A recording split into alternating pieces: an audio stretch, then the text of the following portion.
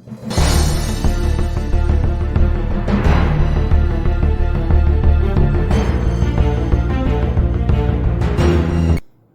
friends, this side Harsh Bharadwaj, currently pursuing my BTech degree from NIT Warangal. Welcome you all into Code India channel. तो आज की इस video में हम लोग डिस्कस करेंगे Why kids should learn coding. आखिर बच्चों को कोडिंग क्यों सीखना चाहिए। मैं आपको बता दूं कि कोडिंग और प्रोग्रामिंग में बेसिक डिफरेंसेस हैं। अगर आपको लगता है कि कोडिंग और प्रोग्रामिंग एक दूसरे के सिनोनिम्स है तो आई बटन पर आ रहे लिंक पर आप जाकर देख सकते हैं हमारी वीडियो, जिसमें हमने डिटेल में बताया है कि प्रोग्रामिंग और कोडिंग में क्या बेसिक डिफरेंसेस हैं। जैसा कि पिछले कुछ 6-7 महीनों से हम लोग देख रहे होंगे कि बच्चों को कोडिंग सिखाने के लिए टीवी हो, न्यूज़पेपर हो, पे एड्स चलते आ रहे हैं, सोशल मीडिया प्लेटफॉर्म हो, उन पर काफ़ी एड्स चल रहे हैं कि बच्चों को कोडिंग सिखाइए। यहाँ इनफैक्ट कि हमारी गवर्नमेंट जो है, या कह सकते हैं हमारी बोर्ड है, एजुकेशनल बोर्ड जो है सीबीएसई ने सेशन 2021-22 से कोडिंग और डेटा साइंस को एक स्किल सब्जेक्ट के रूप में इंट्रोड्यूस करा है सीबीएसई करिकुलम में। तो कहीं ना कहीं हमारी गवर्नमेंट भी मानती है कि कोडिंग की इंपॉर्टेंस है, बट कोई ये नहीं बता रहा कि आखिर बच्चों को कोडिंग क्यों सीखनी चाहिए। तो चलिए इस वीडियो में हम लोग ये डिस्कस करेंगे कि आखिर बच्चों को कोडिंग क्यों सीखनी चाहिए। इस वीडियो में आगे बढ़ने से पहले प्लीज आप इस चैनल को सब्सक्राइब कर लें और बेल नोटिफिकेशन पर हिट कर दें ताकि कोई भी ऐसी इंफॉर्मेटिव वीडियो आपसे मिस ना हो पाए। तो चलिए शुरू करते हैं। उससे पहले हम देख सकते हैं कि यह हमारे कोड इंडिया का ऑफिशियल वेबसाइट है। आप यहाँ पर जाकर कोई भी क्वेरी अगर आप कोड इंडिया के बारे में करना चाहते हैं तो आप इजिली कर सकते हैं और वहाँ पे हमारे कॉन्टैक्ट नंबर्स हैं। ओके, तो अब आगे बढ़ते हैं हम लोग। वहां पे टेबल ऑफ कंटेंट है। ओके, हम एक बाय एक करके सारे कंटेंट को देखते जाएंगे। तो पहला पॉइंट आता है आईक्यू का। तो कोडिंग से बच्चों का आईक्यू लेवल इंक्रीज होता है। एक रिसर्च में ये पाया गया है कि जो बच्चे कोडिंग करते हैं उनका आईक्यू लेवल बाकी बच्चे जो कि कोडिंग नहीं करते हैं उनसे अधिक होता है। एक कॉग्निटिव एबिलिटी टेस्ट होती है जिससे कि किसी के का भी आईक्यू लेवल नापा जा सकता है। उस टेस्ट में जो बच्चे कोडिंग करते थे वो 16% तक अधिक अच्छा परफॉर्म किए उन बच्चों के रिस्पेक्ट में जो कि कोडिंग प्रैक्टिस नहीं करते थे, जो कि ये प्रूफ करता है कि जो बच्चे कोडिंग करते हैं उनका आईक्यू लेवल अधिक होता है। दूसरा बात है कि कोडिंग करने से लॉजिकल थिंकिंग डेवलप्ड होती है। पहले हम ये समझ लें कि लॉजिकल थिंकिंग क्या होती है। तो अगर हम बात करें, लॉजिकल थिंकिंग एक थिंकिंग का प्रोसेस है जिसको यूज करके हम लोग किसी भी कंक्लूजन तक पहुंचते हैं। इट मीन्स कि अगर हमारा लॉजिकल थिंकिंग अच्छा हुआ तो हम लोग इजिली डिसीजन ले सकते हैं, मतलब कि हमारी डिसीजन मेकिंग पावर भी इंक्रीज होगी। और मेरा जहां तक मानना है कि अगर किसी भी बच्चे का या किसी भी इंसान का डिसीजन मेकिंग पावर स्ट्रांग है तो आई डोंट थिंक कि उसको सक्सेस होने से ज्यादा देर तक कोई रोक पाएगा। अब क्वेश्चन यहाँ पे यह आता है कि आखिर कोडिंग करने से लॉजिकल थिंकिंग कैसे इंक्रीज होती है। तो चूंकि जब हम कोडिंग सीखते हैं तो उसमें हमको हर एक स्टेप पे डिसाइड करना होता है कि अगर हमें अपने प्रोग्राम के हेल्प से हमारे सिस्टम से अगर ये काम करवाना है तो उसके लिए हमें कौन सा कमांड देना होगा। तो हमें हर एक स्टेप में कुछ ना कुछ डिसीजंस लेने होते हैं कि किन कमांड्स का रिजल्ट ज्यादा बेस्ट होगा या किन कमांड्स का यूज करने से हमारा प्रोग्राम बहुत अधिक एफिशिएंट होगा। और इस चीज को प्रैक्टिस करते करते कहीं ना कहीं हमारी डिसीजन मेकिंग पावर बढ़ती है और लॉजिकल थिंकिंग इंक्रीज होती है। तो अब हम लोग सेकंड पॉइंट पर आते हैं। सेकंड पॉइंट हमारा है क्रिएटिव थिंकिंग स्किल। तो जब हम लोग सेकंड पॉइंट पर आते हैं क्रिएटिव थिंकिंग स्किल, तो ये एक वेल रिसर्च्ड और एक स्टडी में पाया गया है और एक वेल रिसर्च्ड पॉइंट है कि जो बच्चे कोडिंग करते हैं उनका क्रिएटिव थिंकिंग स्किल इंक्रीज हो जाता है। ओके, अब हम लोग थर्ड पॉइंट पर आते हैं क्रिएटिविटी। कोडिंग से बच्चों की क्रिएटिविटी भी इंक्रीज होती है। अब हम समझ लेते हैं कि क्रिएटिविटी क्या होता है। तो अगर हम बात करें क्रिएटिविटी की तो सिंपली क्रिएटिविटी का मतलब होता है कि हम लोग किसी भी प्रॉब्लम को या किसी भी सिचुएशन को किसी नए अंदाज से देख पाते हैं कि नहीं, कोई न्यू अप्रोच से हम अप्रोच कर पाते हैं कि नहीं। सपोज अगर हमको क्वेश्चन मिला तो क्या हम उसको जो ट्रेडिशनल तरीका आ रहा है, जो ट्रेडिशनल मेथड है सॉल्व करने का, उसी से सॉल्व कर रहे हैं या हम कुछ न्यू तरीके को इजाद कर रहे हैं? तो कहीं ना कहीं जब भी हम कोडिंग करते हैं तो हम लोग नई नई तरीकों को इजाद करते हैं कि आखिर इस प्रॉब्लम का सोल्यूशन और कितने तरीकों से हो सकता है, और इस प्रैक्टिस को करते करते बच्चों की क्रिएटिविटी भी इंक्रीज हो जाती है। एक्चुअली सीबीएसई ने जो गाइडलाइंस दिया था, आप आई बटन पे आ रहे लिंक पर प्रेस करके आप वो हमारे वीडियो देख सकते हैं। उसमें हमने डिस्कस करा था कि सीबीएसई के चेयरमैन ने खुद कहा कि जो बच्चे कोडिंग और डेटा साइंस जैसे प्रैक्टिसेस को फॉलो करते हैं उनकी क्रिएटिव थिंकिंग, लॉजिकल थिंकिंग और क्रिएटिविटी काफी हद तक इंक्रीज होती है, और ये वेल रिसर्च्ड है। अब हम लोग आगे बढ़ते हैं कि प्रॉब्लम सॉल्विंग स्किल्स। जो स्टूडेंट्स कोडिंग करते हैं उनकी प्रॉब्लम सॉल्विंग स्किल्स भी इंक्रीज होती है। The reason behind is that कि coding is all about problem solving. Coding का मतलब ही होता है कि हमारे रियल लाइफ में जो भी प्रॉब्लम्स हो उनको हम लोग टेक्नोलॉजी की मदद से, कंप्यूटर की मदद से सॉल्व करें। एक बहुत महान आदमी ने कहा था कि एक कंप्यूटर जो है वो बहुत फास्ट होता है, बहुत एक्यूरेट होता है, बट वो स्टूपिड होता है। एक ह्यूमन जो है वो एक्यूरेट तो नहीं होता, फास्ट तो नहीं होता, बट इंटेलिजेंट जरूर होता है। तो अगर इन दोनों का कॉम्बिनेशन मिल जाए ना तो हम वंडर कर सकते हैं। वो 8वां वंडर होगा, मतलब कि उसके हेल्प से हम लोग अपने कोई भी प्रॉब्लम को बहुत ही इजीली और एफिशिएंटली सॉल्व कर सकते हैं। तो वही अगर हम प्रॉब्लम सॉल्विंग स्किल्स की बात करें तो कोडिंग में हम लोग सीखते ही यही है कि जो भी हमारे रियल लाइफ की प्रॉब्लम्स है उसको हम लोग कंप्यूटर या टेक्नोलॉजी की मदद से कैसे सॉल्व कर सकते हैं।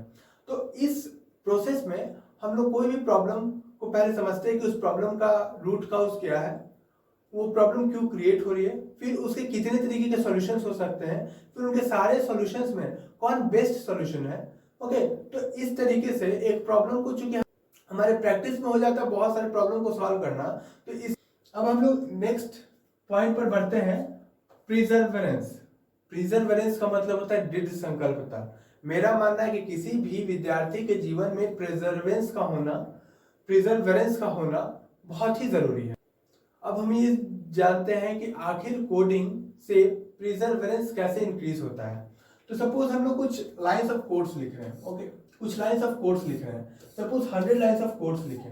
कोई बच्चा जो है वो 100 लाइंस ऑफ कोड्स लिखा और उसको इस लाइन पर एरर मिला। जब वो रन किया तो यहाँ पर एरर शो किया गया। ओके, तो जब एरर शो किया गया तो फिर से अपने सारे प्रोसेस को चेक कर रहा है कि आखिर हम कहाँ कहाँ गलती किए हैं। फिर वो उन गलतियों को सुधारता है और फिर से इस प्रोग्राम को लिखता है। फिर रन करता है, फिर पता करते हैं कहाँ कहाँ गलती हुआ, उसको सुधारता है और फिर से रन करता है, और ऐसे 4 से 5 अटेम्प्ट में जाके वो सक्सेसफुली अपने प्रोग्राम को रन कर पाता है। इट मीन्स कि उसमें दृढ़ संकल्पता थी, तब तो वो 3 से 4 बार उसको प्रैक्टिस कर पाया। तो मेरा मानना है कि अगर किसी स्टूडेंट का प्रिजर्वेरेंस हाई होता है तो वो उसका लाइफ में हमेशा पूरे लाइफ उसकी हेल्प करता है। ओके, जब भी उसके लाइफ में कभी भी फॉल बैक आता है तो उसे घबराता नहीं है, बल्कि अपने कमियों पर काम करता है और फ्लाइंग कलर्स के साथ बाहर आता है। ओके, नेक्स्ट अगर हम पॉइंट की बात करें तो हमारा जो नेक्स्ट पॉइंट है वो है सेल्फ कॉन्फिडेंस। कहीं ना कहीं जब आप बहुत सारे प्रॉब्लम्स को सॉल्व कर लोगे ना तो आपके माइंडसेट में बन जाता है कि यार अब कोई भी प्रॉब्लम आएगा ना मैं उसको अच्छे से अप्रोच कर लूंगा। सो इट मीन्स कि ये आपके सेल्फ कॉन्फिडेंस को भी बूस्ट करता है, और सेल्फ कॉन्फिडेंस का किसी भी स्टूडेंट की लाइफ में होना उसके सक्सेस के लिए बहुत ही इंपॉर्टेंट की पॉइंट होता है। Okay, next, team working. Actually जब भी कोई बड़ी प्रोजेक्ट पे काम करता है कोई तो टीम में करता है, क्योंकि एक बड़े प्रोजेक्ट को एक सिंगल आदमी हैंडल नहीं कर सकता, वो बहुत ही हेक्टिक हो जाता है। तो जब बच्चे किसी भी प्रोजेक्ट को 8 से 10 बच्चे मिलकर कर रहे होते हैं तो उनमें टीम बिल्डिंग होती है। ओके, और उसके कारण टीम वर्किंग की जो स्किल्स है वो डेवलप होती है, और हमें पता है कि टीम वर्किंग की जो स्किल्स है वो डेवलप होना आज के कॉर्पोरेट सेक्टर के लिए कितना जरूरी है। अगर आपके पास टीम वर्किंग का एक्सपीरियंस नहीं है तो आप किसी कॉर्पोरेट के अच्छे पोजीशन पर नहीं जा सकते और अपने टीम को लीड नहीं कर सकते, और ना ही आप टीम लीडर जैसे पोजीशन को हासिल कर सकते हैं। तो अगर आप कोडिंग को प्रैक्टिस कर रहे होते हैं तो आप टीम लीडर जैसे पोजीशन को भी हासिल कर सकते हैं और किसी भी कॉर्पोरेट में एक इंपॉर्टेंट प्लेस होल्ड कर सकते हैं। उसके बाद आते हैं कॉम्पिटिटिव एडवांटेज। ये one of the most important topic है कि कॉम्पिटिटिव एडवांटेज। बहुत स्टूडेंट का ऐसा कहना होता है कि सर मुझे कंप्यूटर में तो कंप्यूटर या प्रोग्रामिंग के एरिया में मुझे अपना करियर बनाना ही नहीं है, मुझे आईएएस बनना है, मुझे डॉक्टर बनना है, या मुझे जो जो जो जो अलग कोर फील्ड्स हैं उसमें जाना है। तो मैं आपको एक बात बता दूं कि जो बच्चे कोडिंग करते हैं उनको स्पेशल कॉम्पिटिटिव एडवांटेज भी मिलता है। कॉम्पिटिटिव एडवांटेज का मतलब कि अगर कोई बच्चा कोडिंग प्रैक्टिस करता है और वो किसी दूसरे एग्जाम में बैठता है तो उनको उसी एग्जाम के दूसरे कॉम्पिटिटर से काफ़ी अधिक फायदा मिलता है। मैं आपको लाइव डेमोन्स्ट्रेशन और लाइव एग्जाम्पल से समझाना चाहता हूँ कि सपोज यूपीएससी की एग्जाम है, उसमें 65% से अधिक इंजीनियर होते हैं। ओके, क्यों?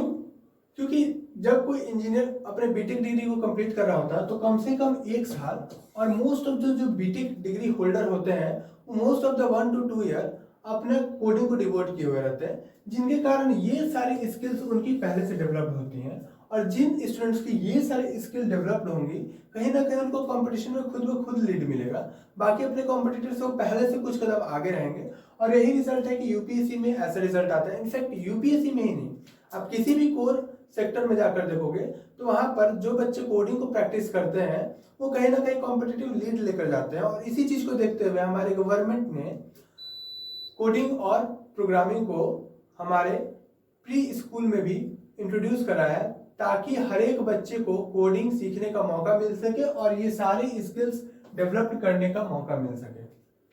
ओके, अब हम बात करते हैं नेक्स्ट पॉइंट की, रिस्क टेकिंग एबिलिटी।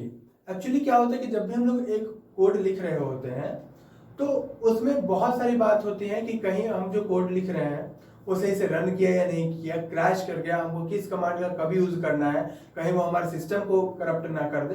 तो ऐसे बहुत सारे फैक्टर्स होते हैं। तो धीरे धीरे बच्चा गलती करता है, फिर सीखता है, फिर गलती करता है, तो धीरे धीरे जो है वो रिस्क लेने की उसको आदत पड़ जाती है। ओके, तो वो कोई बड़ा रिस्क लेने से हिचकिचाता नहीं है, जो कि उसके सक्सेसफुल लाइफ के लिए बहुत ही इंपॉर्टेंट फैक्टर होता है। अब हम उसके बाद जो नेक्स्ट 10th पॉइंट देख रहे हैं, इम्प्लीमेंटेशन ऑफ आइडियाज। एक्चुअली अगर आप एक प्रोग्रामर हो या कोडर हो तो आपको ये अपॉर्चुनिटी मिलती है कि आप अपने आइडियाज को बहुत इजीली डिजिटलाइज कर पाओ और लार्ज स्केल में इंप्लीमेंट कर पाओ। ओके, और इसका बेस्ट एग्जांपल अमेजोन और फ्लिपकार्ट है। सपोज अगर आपकी कोई बहुत बड़ी दुकान भी होती तो ज़्यादा से ज़्यादा एक ब्लॉक या एक डिस्ट्रिक्ट से लोग आते उसमें सामान लेने के लिए। बट अगर आपके पास प्रोग्रामिंग और कोडिंग की स्किल्स हैं और आप कुछ फ्लिपकार्ट और अमेजोन जैसा सिस्टम सर्वर क्रिएट कर पाओ, ऐप और वेबसाइट क्रिएट कर पाओ, तो आप एक साथ पूरे वर्ल्ड से ऑर्डर ले सकते हो और पूरे वर्ल्ड को ऑर्डर डिलीवर कर सकते हो और पूरे वर्ल्ड के साथ ट्रेडिंग कर सकते हो। तो कहीं ना कहीं आपके जो भी आइडियाज थे आपने उनको बहुत ही लार्ज स्केल में इंप्लीमेंट किया। सेम अगर हम ओयो, ओला, उबर किसी का भी एग्जाम्पल ले लें तो कहीं ना कहीं वहां पर प्रोग्रामिंग के स्किल्स से हम लोगों ने अपने आइडिया को बहुत ही लार्ज स्केल में इंप्लीमेंट करा है। अब हम लोग नेक्स्ट पॉइंट पर आते हैं। Okay, according to Jordan Johnson, कोई बेस्ट मैथ्स की क्लासेस करके जो स्किल्स किसी बच्चे में डेवलप की जाती हैं उन्हीं स्किल्स को बहुत ही एक्सेलेंट तरीके से डेवलप की जाती हैं कोडिंग के थ्रू। मतलब इनके जो भी एक्सपीरियंस है ये अपने एक्सपीरियंस से बताएं कि किसी भी बेस्ट क्वालिटी के मैथ्स क्लास में जाकर बच्चों में जो जो स्किल्स डेवलप्ड होती हैं उनसे कहीं एक्सेलेंट तरीके से वो स्किल बच्चों में डेवलप्ड हो सकती हैं अगर वो कोडिंग करते हों तो। ओके, तो इस बातों को भी हमको खास ध्यान रखना है कि जो बच्चे मैथ्स बैकग्राउंड से हैं उनको तो कोडिंग सीखनी ही चाहिए। ओके, अब हम अगले पॉइंट पर आते हैं। तो it guarantees your job. Okay, तो अगर हम यहाँ पर ग्राफ की बात करें तो अगले आने वाले 10 साल में 1.4 मिलियन जॉब्स होंगी। ओके, और आज के समय में मात्र 0.4 मिलियन ही प्रोग्रामर हैं। देख रहे हो आप कितना, मतलब कि 1 मिलियन प्रोग्रामिंग के जॉब्स, प्रोग्रामर के जॉब्स जो है वो एम्प्टी हैं, नहीं भर पा रहे हैं। मतलब कि आज भी अच्छे प्रोग्रामर्स की बहुत जरूरत है। US bureau of labour statistics के अनुसार वर्ष 2018 से लेकर वर्ष 2028 तक प्रोग्रामिंग की जॉब्स में एवरी ईयर 30% तक का ग्रोथ पाया गया है। रिसर्च में पाया गया है कि हर एक साल 30% का ग्रोथ रेशियो होगा। ओके, तो इससे पता चलता है कि अभी बहुत सारे प्रोग्रामर्स की जरूरत है और बहुत सारे प्रोग्रामर्स की जॉब अभी वैकेंट है। और कहीं ना कहीं चूंकि सारे सेक्टर्स टेक्नोलॉजी ड्रिवन हो चुके हैं, हर एक सेक्टर में हमें कंप्यूटर्स की जरूरत पड़ती है, तो ये नंबर कब 5 से या 10 से मल्टीप्लाई हो जाए ये हम नहीं कह सकते हैं। आने वाले 10 साल में हो सकती है नंबर 5 से मल्टीप्लाई हो जाए, हो सकती है नंबर 10 से मल्टीप्लाई हो जाए, क्योंकि आने वाले समय का हर एक सेक्टर प्रोग्रामिंग पे रिलेटेड होंगे, टेक्नोलॉजी ड्रिवन होंगे और वहां पे प्रोग्रामर्स की जरूरत पड़ेगी। ओके, अगर हम अभी बात करें तो मात्र 10 में से एक ही ऐसे स्कूल होते हैं जिनमें कोडिंग सिखाई जाती है बच्चों को, और रीजन यही है कि डिमांड इतनी अधिक है और सप्लाई इतनी कम है, और शायद यही सोचते हुए हमारी गवर्नमेंट ने ये डिसीजन लिया कि कोडिंग को प्री स्कूल में इंट्रोड्यूस करना चाहिए। अब आगे बढ़ते हैं हम लोग, अब आगे बढ़ते हैं। तो coding increases concentration and focus. जैसा कि हम लोग जानते हैं कि अगर हमें कोई प्रॉब्लम को सॉल्व करनी होती है तो हमें बहुत ही आराम से बस उस प्रॉब्लम पर फोकस करना होता है, उसके प्रॉब्लम को रूट का उसको डिस्कवर करना होता है और फिर उसके सॉल्यूशन के लिए जाना होता है। तो एक रिसर्च में पाया गया है कि जो बच्चे कोडिंग या प्रोग्रामिंग करते हैं उनका कंसंट्रेशन लेवल और फोकस लेवल बाकी बच्चों के रिस्पेक्ट में काफी हाई। तो जैसा कि मैंने बोला था कि कोडिंग से आईक्यू इंक्रीज होती है, तो ये उसका प्रूफ रहा। डायरेक्ट गूगल का ये स्क्रीनशॉट है। 1991 में एक स्टडी की गई थी, एक रिसर्च किया गया था, जिससे पता चला था कि जो बच्चे प्रोग्रामिंग, कंप्यूटर प्रोग्रामिंग करते थे उनकी कॉग्निटिव एबिलिटी टेस्ट में 60 परसेंटाइल तक अधिक स्कोर थी, जो कि ये प्रूफ करता है कि जो बच्चे कोडिंग या प्रोग्रामिंग करते हैं उनकी आईक्यू उन बच्चों से अधिक होती है जो कि कोडिंग या प्रोग्रामिंग जैसे प्रैक्टिसेस नहीं करते हैं। जैसा कि हम लोग को पता है कि किसी भी इंसान के आईक्यू का मैक्सिमम ग्रोथ अर्ली एज में होता है, इसलिए ये हाईली रिकमेंडेड होता है कि बच्चों को अर्ली एज से ही कोडिंग सिखाई जाए। यही रीजन है कि अमेरिका, जापान या फ्रांस जैसे एडवांस देशों में क्लास 1 से कोडिंग सिखाई जाती है, और शायद यही सोचकर हमारे गवर्नमेंट ने क्लास 6 से कोडिंग को इंट्रोड्यूस करा है, और हो सके तो आने वाले फ्यूचर में क्लास 1 से बच्चों को कोडिंग सिखाई जाए। इसलिए मैं सारे गार्जियन से ये रिक्वेस्ट करता हूँ कि अपने बच्चों को कोडिंग जरूर सिखाएं, और ट्राई करें कि उसको 1 से ही ब्लॉक बेस्ड कोडिंग सिखाएं। ब्लॉक बेस्ड कोडिंग मैं कह सकता हूँ कि एक मजाकिया तरीका होता है जिसमें बच्चे खेल खेल में कुछ कुछ प्रोग्रामिंग के कमांड्स सीख जाते हैं, ताकि उनको उनके नियर फ्यूचर में काफ़ी लीड्स मिले, क्योंकि मैक्सिमम आईक्यू का जो ग्रोथ है वो 5 साल से 12 साल के बीच में ही होता है, जब हमारे न्यूरॉन्स के काउंट अपने पीक पर होते हैं। वैसे तो प्रोग्रामिंग के और भी बहुत सारे फायदे हैं। अब हम लोग अगले वीडियो में इसके बाकी सारे फायदे देखेंगे। इस वीडियो के लिए इतना ही, मिलते हैं हम लोग अगले वीडियो में। अगर आपको लगता है कि इस वीडियो ने आपके लाइफ में वैल्यू एडिशन कराया हो तो प्लीज़ इसे लाइक कर दें, जिससे हमारा मोटिवेशन बना रहता है, और प्लीज़ सब्सक्राइब और शेयर कर दें। Thank you, have a nice day.